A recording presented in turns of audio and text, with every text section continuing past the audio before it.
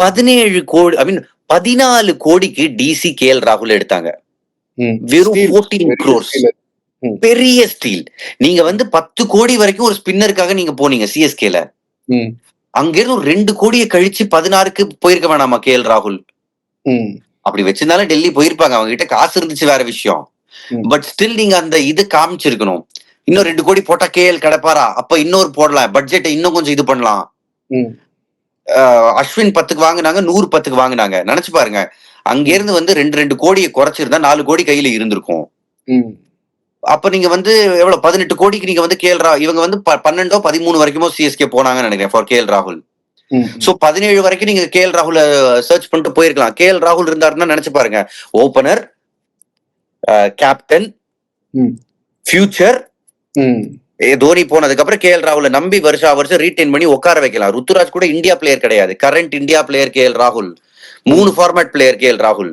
என்னன்னா இந்த கேஎல் ராகுலுக்கு சிஎஸ்கே ட்ரை பண்ணப்போ நமக்கெல்லாம் ஒரு விஷயம் தெரியாது. என்ன அப்படின்னா ஓப்பனிங் ஸ்லாட்டுக்காக தான் ட்ரை பண்றாங்க அப்படிங்கிறது நமக்கு தெரியாது. ஆனா சிஎஸ்கே டீமுக்கு அப்பவே தெரிஞ்சிருக்கு ருத்ராஜ் வந்து நம்பர் 3 தான் வரப்போறாரு, ஓப்பனிங் ஸ்லாட் ஃப்ரீயா இருக்கு, நம்ம அதுக்கு தான் ட்ரை பண்றோம் அப்படின்னு. நமக்கு வெளியிருந்து பாக்குறப்ப கொஞ்சம் கன்ஃபியூசிங்கா இருந்திருக்கும். மேபி இவருக்கு ஏன் ட்ரை பண்றாங்க, ராகுலை எந்த ரோலுக்கு ட்ரை பண்றாங்க அப்படின்னு. பட் சிஎஸ்கே கிளியரா தானே இருந்திருப்பாங்க. கொஞ்சம் போய் பார்த்துக்கலாம்ல. அவருக்கு பதிலாக தான் இப்போ வந்து நம்ம வந்து திரிபாதியை எடுத்திருக்கிறாங்க. ஸோ ராகுல் திரிபாதி ஒப்பிட்டு பார்க்கவே முடியாது இல்ல. ஒப்பிட்டு பார்க்கவே முடியாது. நீங்க சொல்றது அப்சல்யூட்லி கரெக்ட். நீங்க வேற எந்த டீம்ல வந்து ஸ்பின்னருக்கு இவ்வளவு செலவு பண்ணாங்கன்னு நீங்க பாருங்க. ஒரு ஸ்பின்னர் செஹலுக்கு 18 கொடுத்தாங்க. அண்ட் குல்தீப் வச்சிருக்காங்க, அக்ஷர் வச்சிருக்காங்க. பட் அக்ஷரும் கேப்டன்சி அந்த பிராக்கெட்ல வந்துடுறாரு. இங்க ஜடேஜாக்கு எவ்வளவு 18 கோடியா 16 கோடியா?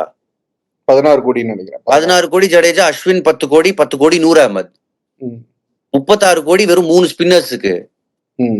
அண்ட் ஸ்பின்னர்ஸ் வச்சுக்கிறது நல்லதுதான். பட் 3 ஸ்பின்னர்ஸ் நீங்க இவ்வளவு காஸ்ட்லியா நீங்க போவீங்களா? அந்த காசு பேட்டிங்ல தானே வச்சிருக்கணும். ஏன்னா பேட்டர்ஸ் ஆர் கெட்டிங் பெய்ட். இது உலகமே அப்படிதான். மினி ஆக்ஷன்ல போலர்ஸ்க்கு பெரிய தொகை போகும். மெகா ஆக்ஷன்ல எப்பவுமே பேட்டர்ஸ்க்கு வேல்யூ இருக்கும். அண்ட் கேஎல் ராகுல் மாதிரி ஒரு பிளேயர் மார்க்கெட்ல அவைலபிள் அப்படின்றப்போ கொஞ்சமா சேஸ் பண்ணிருக்கலாமே ஸ்ரீராம்.